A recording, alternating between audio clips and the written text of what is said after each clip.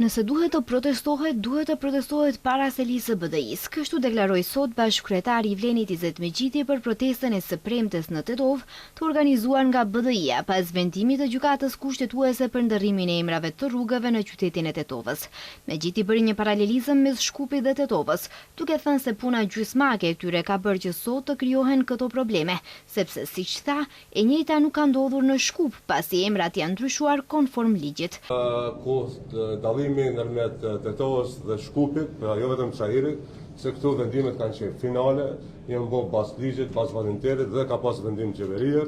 Prandaj qytetarët i kanë edhe në tabela, i kanë edhe në për letër njoftime, edhe në flet në çfarëdo dokumentacioni pra që qarkullon, i kanë emrat historisë shqiptare në mënyrë legale, ndërsa në Tetovë vendimi në komunë ka qenë valid me padinter, por 20 vite nuk e kanë patur udhës se sjellin një vendim në qeveri.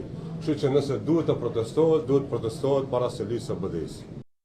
Sekretari i përgjithshëm i Vlenit dhe njëherës zëvendës kryeministri Bekim Saliu shpreh se protestat ishin të motivuara politikisht dhe siç u shpreh puna improvisuar e tyre ka bërë që të përballen me problemet që u krijuan tani.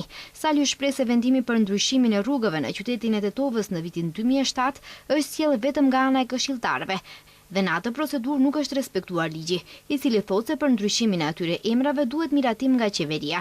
Në atë kohë, shtoi ai, vendimi nuk është miratuar nga qeveria.